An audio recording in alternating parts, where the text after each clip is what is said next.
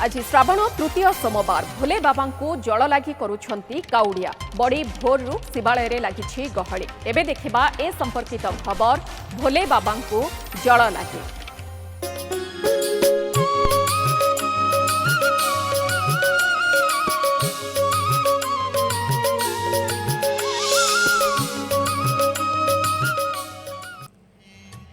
श्रावण तृतीय सोमवार में आठगढ़ धवलेश्वर पीठ में बहु संख्यार काउड़िया जल लगी एथिपाई राति 2टारू मंदिर द्वार फिटा जाई सबु रीतिनीति संपन्न हेबा परे काउड़िया माने जल लगी करथिले।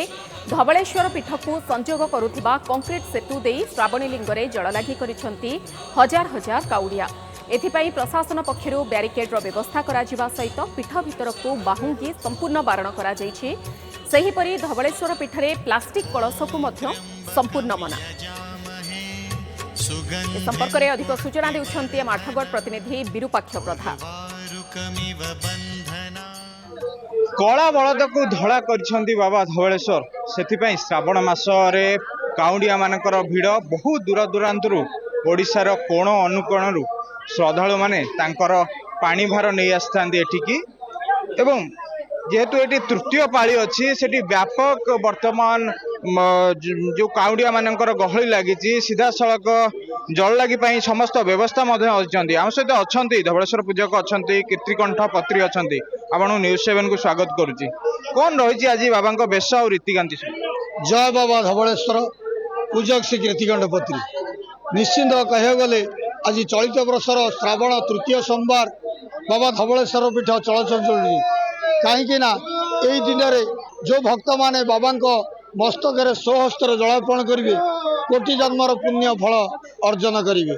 रात्र 2 घटिका समय बाबा पहड़ खोल जाता सुभाषित जल बाबा को स्नान कर स्नान पर मंगल आरती पर श्रद्धालु भक्त मान दर्शन निमंते भीतर को प्रवेश कर मध्याह्न बाबा शंकुड़ी भोग संध्यार संध्या आलती।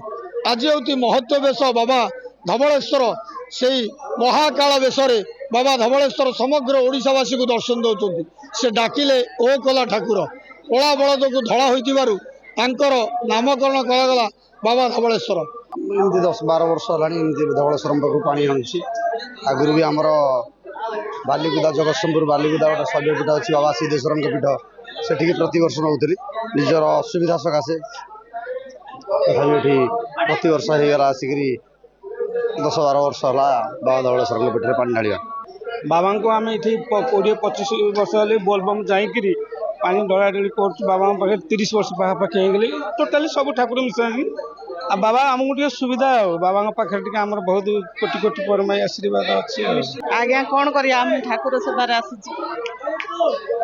निश्चित भाव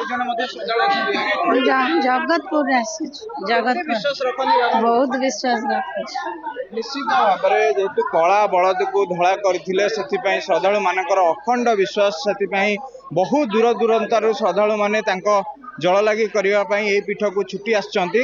सुरक्षा दृष्टि व्यापक पुलिस फोर्स मुतयन करा जायछि ब्यारिकेड्र व्यवस्था करा जायछि पीठ को संपूर्ण भाव में जेहेतु चारिपटे जल रही फायर ब्रिगेड तरफ व्यवस्था करा जायछि एवं पुलिस प्रशासन तरफ सुरक्षा बंदोबस्त करा जायछि। आठगढ़ धवलेश्वर पीठरू विरूपाक्ष प्रधान न्यूज7।